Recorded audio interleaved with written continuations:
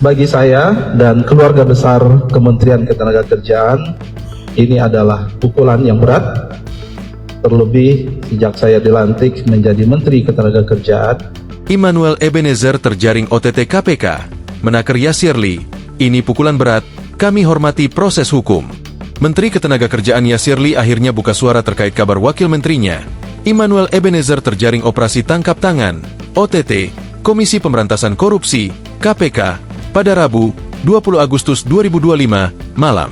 OTT yang dilakukan KPK terhadap Wamenaker Immanuel Ebenezer atau Nul ini diduga terkait kasus dugaan pemerasan sertifikasi keselamatan dan kesehatan kerja, K3.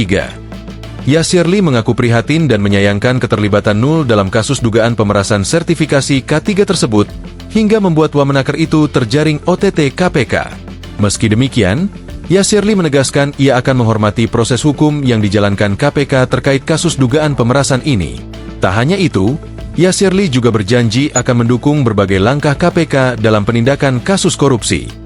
Yang pertama, saya prihatin dan menyayangkan peristiwa dugaan tindak pidana korupsi yang saat ini sedang diproses oleh KPK.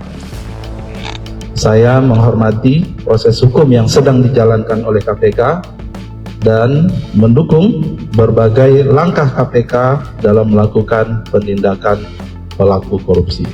Kata Yassirli dalam konferensi persnya hari ini, Kamis, 21 Agustus 2025, Yassirli mengungkap, bagi keluarga besar Kementerian Ketenagakerjaan, penangkapan Nul ini merupakan pukulan yang berat. Karena dalam 10 bulan ia menjabat sebagai Menaker, Yassirli bersama Kemenaker tengah gencar melakukan pembenahan dan penataan, terutama terkait integritas, profesionalisme dan perbaikan layanan di Kemenaker. Bagi saya dan keluarga besar Kementerian Ketenagakerjaan, ini adalah pukulan yang berat, terlebih sejak saya dilantik menjadi Menteri Ketenagakerjaan atau dalam 10 bulan terakhir, saya sedang melakukan banyak pembenahan dan penataan, khususnya terkait dengan integritas, profesionalisme, dan perbaikan layanan. Terang Yassirli. Kini setelah Nul terjaring OTT KPK, Yassirli langsung gerak cepat meminta para pejabat dan jajaran di Kemenaker untuk menandatangani fakta integritas, bahwa mereka siap dicopot apabila melakukan tindakan korupsi. Penandatanganan fakta integritas ini dinilai Yassirli telah sesuai dengan arahan Presiden RI Prabowo Subianto yang tidak ingin ada toleransi pada perilaku korupsi.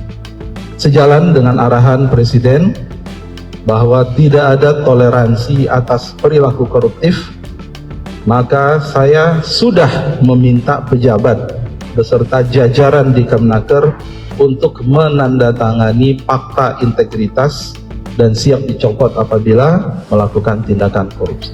Jelas Yassirli.